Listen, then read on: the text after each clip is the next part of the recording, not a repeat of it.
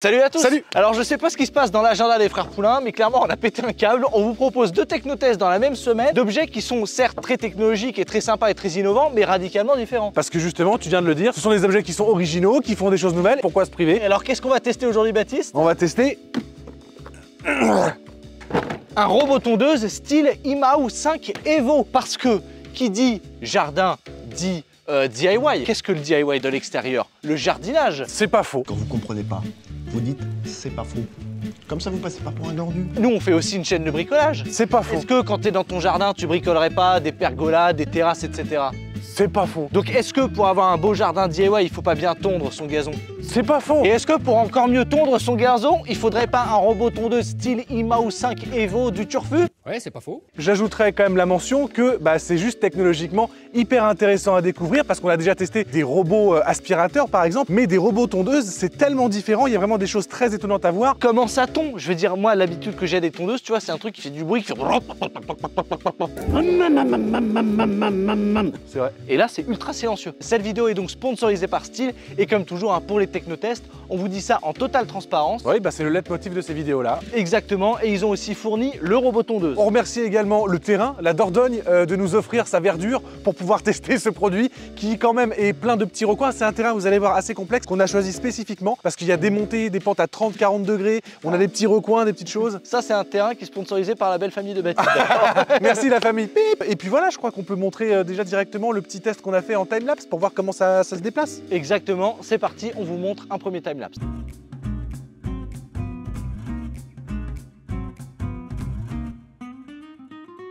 Alors comme vous pouvez le remarquer déjà, pourquoi on a choisi ce terrain? C'est parce qu'il est très complexe à entretenir et il est très bien entretenu. De base, il était déjà tondu régulièrement et il y a plein de petits recoins, il y a du relief, etc. Donc parmi tous les terrains qu'on avait à disposition pour effectuer ce test, c'est celui-là qu'on a choisi pour toutes ces raisons. Et surtout, on a pu faire l'installation un mois avant et donc la famille qui occupe ce terrain a pu avoir un vrai retour d'expérience et nous appeler plusieurs fois pour nous dire ok, là il s'est passé ça, comment ça marche, etc. Et on peut déjà vous donner un retour d'expérience sur ce premier mois de tonte. Apparemment, c'est génial. Il y a vraiment un terrain, et là on peut témoigner, qui est ultra vert. Ça vient effectuer une technique qu'on appelle de mushling. Et donc cette petite coupe là, en fait, elle va permettre de recouvrir le sol, de servir comme une sorte d'engrais pour le gazon, ce qui fait que de leur aveu, le gazon n'a jamais été aussi vert et aussi bien entretenu qu'avec le robot tondeuse. Alors pour le coup, c'est pas exempt de défauts, hein. On va en parler dans cette vidéo. C'est pas le but de vous encenser ce robot tondeuse, c'est vraiment de faire quelque chose de très pointu sur la technologie qui est embarquée à l'intérieur et comment il fonctionne. Et la première chose que je peux vous dire déjà, puisque nous quand on est arrivé, forcément ce qu'on a fait c'est tourner ce timelapse en premier lieu et donc se rendre compte un peu des performances aussi au niveau visuel, auditif, etc. Et c'est assez ouf, ça ne fait pas de bruit. Tu peux faire ton barbecue et il est 2 mètres à côté, tu l'entends pas. C'est vraiment un test qu'on a vraiment fait en conditions réelles. C'est-à-dire qu'un midi, lorsqu'on a lancé la tonte, on a fait exprès, puisque normalement ça tombe plutôt le matin. Là, on a fait exprès de le lancer le midi lorsqu'on était en train de manger ici sous la petite terrasse et on l'a absolument pas entendu. Alors évidemment, quand vous regardez le robot là et que vous vous concentrez sur le son du robot, vous pouvez entendre qu'il navigue sur le terrain. Mais par contre, on n'entend pas la tonte, ça fait pas du tout le bruit d'un robot tondeuse traditionnel, puisque là c'est équipé de plusieurs technologies, dont le système de coupe Discut, qui est vraiment ultra silencieux, avec 3 lames qui sont, c'est des lames de rasoir le truc, qui fait que ça n'a pas besoin de tourner très vite non plus pour pouvoir couper, ça coupe hyper net votre gazon. C'est ce qui permet d'avoir 4 heures d'autonomie et c'est donc ce qui fait que le terrain est entretenu régulièrement. C'est pas du tout, en fait, quand on pense tondeuse, on a l'habitude de voir le gros truc qui fait plein de bruit, soit thermique, soit électrique, avec une lame en fonte qui pèse 3,5 kg et qui est balancée avec une inertie de fou. Ça, en fait, c'est totalement différent. Ça marche sur batterie avec des grandes autonomies, donc il faut être dans l'efficience totale et donc il faut que ce soit à la fois le plus léger possible et en même temps le plus affûté pour que le moins de force possible puisse effectuer la tonte. Je sais pas si vous comprenez ce que je veux dire, mais on est dans l'efficience, dans le moins de consommation possible. Bon alors évidemment là on vous parle d'un premier retour d'expérience, etc. Mais il faut bien l'installer ce robot tondeuse, il faut bien qu'il ait une base, il faut bien calculer là où est-ce qu'il peut se placer pour être le plus efficace possible au niveau du terrain. Et ça pour le coup, l'installation elle a été effectuée par des professionnels qualifiés de chez Stihl qui sont venus sur le terrain en avance pour pouvoir analyser et tout installer sur le terrain, comme par exemple un fil périmétrique. Mais on est sur du style les amis, c'est quand même une marque qui est premium, c'est pas genre on vous envoie la tondeuse, vous vous démerdez. Vous pouvez soit l'installer vous-même, donc vous achetez la tondeuse et vous suivez le manuel, vous le mettez dans votre jardin, ou alors vous faites appel à une équipe, c'est une option qui est vraiment proposée par Stihl et il y a un gars qui vient installer ça chez vous, analyser la topologie de votre terrain et vous le mettre à la perfection au cordeau. Et puis évidemment, il y a aussi tout un service client qui est proposé par Stihl. Et c'est pas pour autant que c'est un modèle qui est ultra cher par rapport à ce qui peut exister ailleurs, etc. Non. C'est dans les prix qui se trouvent sur le marché jusqu'à 5, 6 et 7. Et puis on vient monter dans la gamme de prix, donc c'est vraiment une gamme qui vient augmenter son prix en même temps que ses performances. En fait, tu l'adaptes à tes besoins. Exactement. Tu choisis le modèle qui correspond à tes besoins. C'est très bien segmenté, c'est ça qui est cool. C'est pas, moi j'aime bien l'idée de pouvoir choisir ce que je veux et mettre le budget que j'ai envie de mettre en fait. Bon, maintenant on vous a parlé du retour d'expérience, on vous parle de l'installation, il serait peut-être temps de vous montrer comment il fonctionne. Donc là ce qu'on va faire, c'est qu'on va poser sur le sol et on va vous le lancer avec l'application.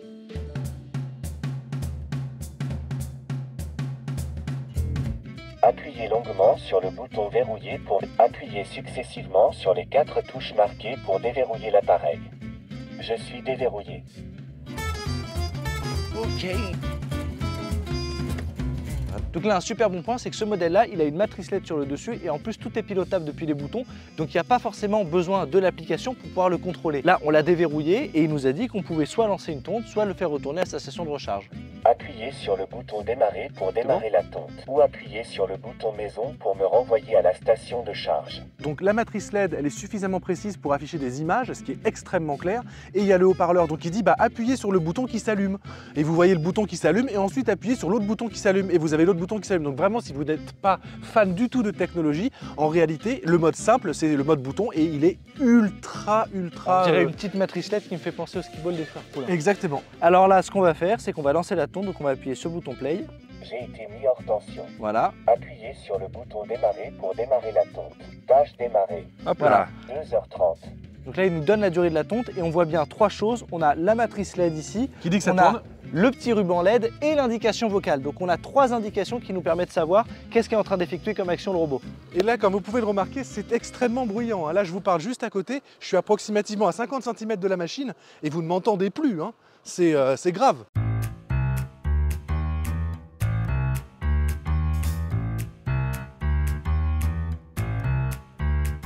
Donc là, on est sur un des super bons points du robot tondeuse, c'est qu'il peut gérer des pentes allant jusqu'à 45 degrés et c'est pas juste genre ok, on le fait aller dans la pente à 45 degrés, ça va passer. Non, non, pas du tout. Il y a là encore des algorithmes avec des détections intelligentes de la pente, etc. pour éviter les phénomènes de glissement, pour qu'il puisse y avoir une vraie tonte dans les pentes. Pour vous illustrer ça, je vais même vous faire une vidéo pour que vous puissiez vous rendre compte de la pente parce que c'est pas évident en vidéo. Et alors là, on voit bien que ici c'est tendu et là il y a encore un petit lopin de gazon. Là, le robot est censé y aller.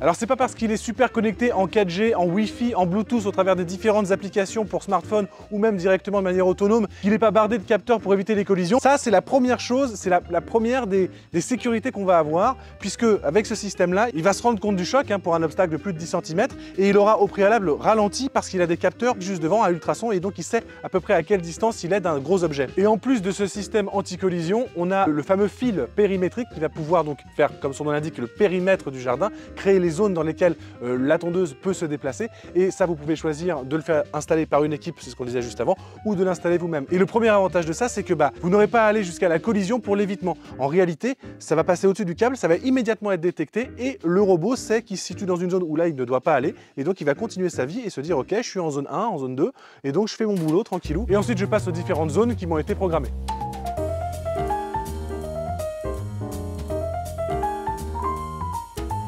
Donc là, on se retrouve sur l'application. On peut voir le temps de tonte restante. Donc on voit qu'il y en a pour 2 heures et 2 minutes. On voit aussi le pourcentage de batterie. Et ce que je peux faire évidemment, c'est le poser. Donc normalement, il va s'arrêter. Voilà, il est en pause. Ou alors, je peux arrêter le cycle de tonte et l'envoyer directement à sa base. Ce qui est ultra intéressant, c'est qu'évidemment, ce genre de robot qui traîne tout le temps dans le jardin, il pourrait être sujet à des vols. Et pour ça, on peut voir ici que dans les paramètres système, on a un onglet spécial et dédié à la sécurité. On peut définir la zone du domicile. Donc, il est équipé d'un GPS. Il peut savoir où est-ce qu'il se situe. Mais on peut aussi activer l'alarme. Et en activant l'alarme, évidemment, lorsqu'il va être soulevé ou qu'il va sortir de la zone, il va émettre un bruit. Là, ce qui est évidemment pratique, c'est que Baptiste le soulève et vous, si vous l'entretenez ou vous devez le déplacer, il ne se met pas à sonner tout de suite et il y a un petit temps avant qu'il se mette à sonner. C'est un soulevage genre de vol. Genre oui, tu pars du terrain et puis là il est trop loin et ça va plus quoi. C'est ça. Voilà, ça se met à sonner et c'est une vraie alarme, ça pique les tympans. Le cycle de tonte a été interrompu. Je retourne à la station de charge.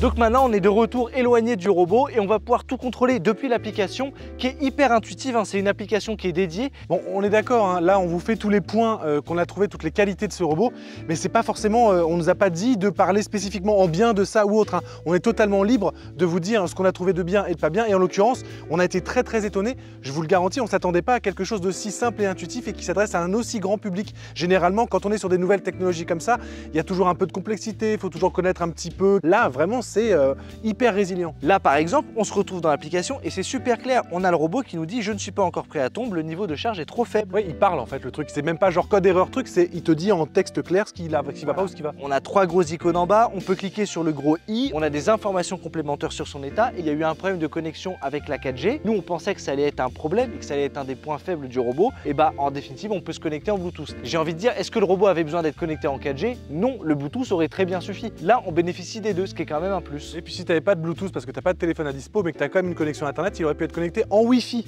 Donc là, s'il y a un réseau de la maison qui capte à l'extérieur, ça marche aussi. Alors même si on a beaucoup d'informations qu'on retrouve sur l'écran de contrôle en matrice LED du robot, on va quand même avoir plus de choses disponibles au travers de l'application. Pour planifier déjà ton programme, pour savoir quand est-ce qu'il sort et qu'il revient. C'est mieux de le faire sur le téléphone parce qu'on peut afficher un véritable calendrier, c'est tactile. C'est une tondeuse, donc évidemment on va pouvoir aller dans l'onglet tondre et on va choisir la hauteur de coupe. Je pensais qu'il y avait comme d'hab un système avec des vis ou un truc. Non, non, c'est 100% numérique, vous choisissez la hauteur et le truc il monte ou il descend en fonction. Et puis on a aussi par exemple les réglages du capteur de pluie. On peut éviter que le robot effectue une tonte lorsqu'il pleut, mais aussi, et ça on ne le savait pas avec Baptiste, le robot peut tondre lors d'une pluie. Et c'est en plus réglable, c'est-à-dire que c'est pas genre je tonds ou je tonds pas, c'est avec très mouillé, standard, légèrement mouillé ou complètement sec. C'est quand même hyper clair, une nouvelle fois j'insiste dessus, parce que c'est vraiment pour moi ce qui fait vraiment la différence. On a une application qui s'adresse à tout le monde. Et c'est pareil pour le déplacement du fil. Vous pouvez choisir sans dépassement, léger dépassement, grand dépassement. Pour le coup, on adore les gadgets avec Baptiste, mais je pense que sur un robot tondeuse comme celui-là, on n'a pas besoin de 15 000 informations, on n'a pas besoin de choses inutiles ou de trucs qui pourraient être gadgets. On va même avoir des statistiques de maintenance, même des journaux d'événements où on peut savoir ce qui s'est passé. Par exemple, là voilà, j'ai été en processus de charge, je retourne à ma station avec le jour et l'heure, et tout ça pendant ce mois et demi où il a été testé. Vous voyez, je peux remonter jusqu'au 12 avril. Bon, je pense que là vraiment, on vous a fait un tour complet de tout ce que propose ce robot tondeuse. Quel est vraiment pour le coup notre ressenti avec Baptiste? Parce que tout n'est pas vert, on vous dit ça tout de suite. Bon alors, qu'est-ce qu'on en pense de ce robot, Baptiste? Franchement, quand ils nous ont proposé de tester un produit comme ça, j'étais en mode ah trop cool, ça va être super intéressant au niveau technologie, mais peut-être que bon c'est pas encore très au point et tout. Et en vrai, j'ai pris une claque et je pensais pas que c'était aussi bien abouti. Je vais vous dire, c'est pas de notre ressort le retour d'expérience de ce robot-là, c'est le jardin sur lequel il est placé ici depuis un mois. Et pour ça, il est nickel. Le gazon n'a jamais été aussi bien tondu et aussi vert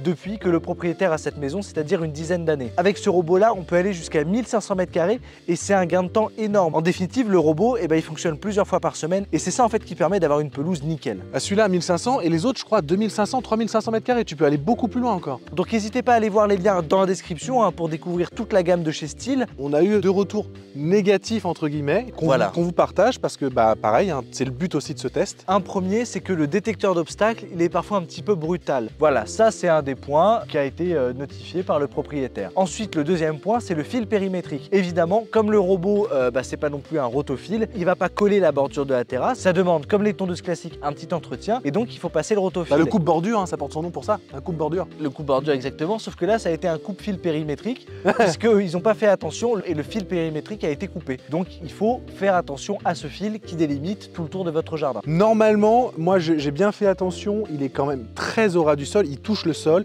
il est presque enfoui parce qu'au fur et à mesure en fait il y a on va dire un humus entre guillemets qui se forme au-dessus et donc il est quasiment invisible. À moins de mettre le fil de votre rotophile contre la terre et que vous voulez soulever la terre, il y a peu de chances que vous le coupiez, mais c'est vraiment ce qui s'est passé. Donc on devait, par honnêteté envers vous, présenter ce cas de figure qui s'est présenté ici dans ce cas-là. Et enfin, pour moi, un troisième point, et Baptiste, lui, ça le dérange pas du tout, c'est que le robot tondeuse, c'est un entretien qui est automatique et régulier. Donc, il n'y a pas forcément besoin d'intelligence sur l'orientation de la tonte. C'est-à-dire que de toute façon, le robot, il va faire tout votre jardin et il va tout tondre. Mais je trouve ça un petit peu dommage parce que comme il est bourré de capteurs et de technologies, il n'y a pas un mode où on pourrait choisir une belle tonte parallèle à la terrasse, etc. Là, le robot, il va dans tous les sens. Il coupe très bien la pelouse. Moi, ça me gêne un petit peu plus que Baptiste quand même. On n'est pas bien avec nos petits transats? Le gain de temps, mon pote. Transat que j'ai pas bien gonflé du tout.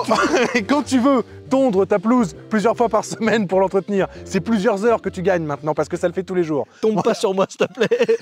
Merci à tous d'avoir suivi cette vidéo. N'oubliez pas d'être tous bienveillants les uns envers les autres. On vous embrasse. À la prochaine. Ciao, ciao. Non, non, non, Baptiste.